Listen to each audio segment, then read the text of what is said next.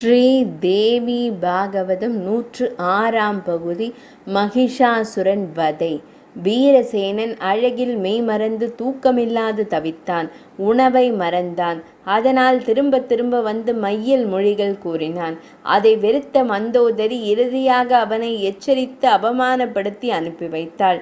அதன் பின் மந்தோதரியின் சகோதரியான இந்துமதிக்கு சுயம்பர ஏற்பாடுகளை செய்ய அவள் தான் விரும்பிய மன்னனை தேர்வு செய்து மணந்து கொண்டாள்.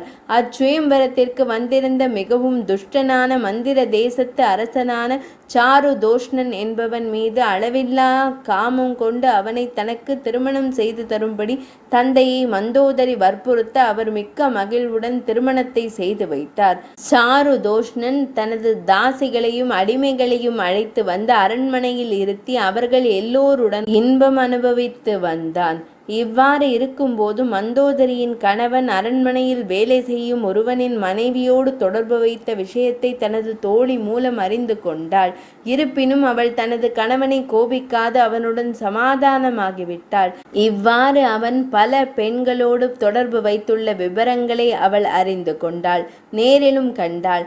அதனால் வெறுப்படைந்த அவள் தனது கணவனை பிரிந்து தனித்து வாழ்ந்து வந்தாள். இவ்வாறு மந்தோதரியின் கதையை தேவிக்கு கூறிய மகிஷாசுரன், நீ மந்தோதரியைப் போல வாழ எண்ணாது என்னை விரும்பு என்றான்.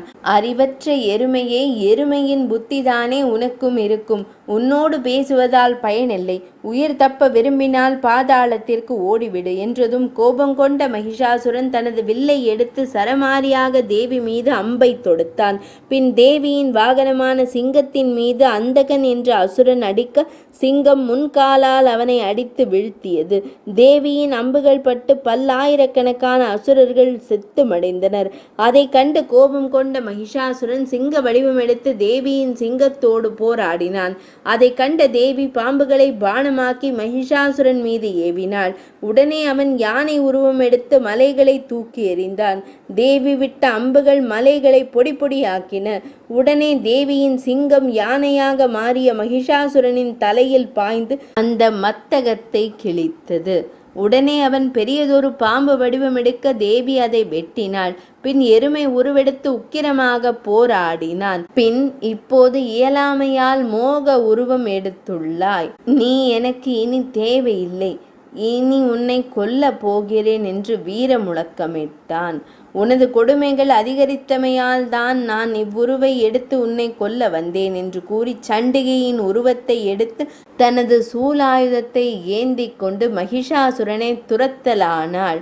மகிஷாசுரன் தான் கற்ற வித்தைகளால் பற்பல உருவங்களை எடுத்தான். அவள் தனது திரிசூலத்தை சுழற்ற அது மகிஷாசுரனின் மார்பை பிளந்தது. இருப்பினும் அவன் மிகவும் கடுமையாக போராடினான். உடனே தேவி தனது சக்கராயுதத்தை ஏவினாள். அது அவனது தலையை அறுத்துவிட்டு மீண்டும் தேவியின் திருக்கரங்களுக்கு வந்தது. அதை கண்ட அசுரர்கள் பாதாள உலகிற்கு ஓடினர். தேவர்கள் தேவியை வணங்கி துதித்த போது அவள் மறைந்தாள்.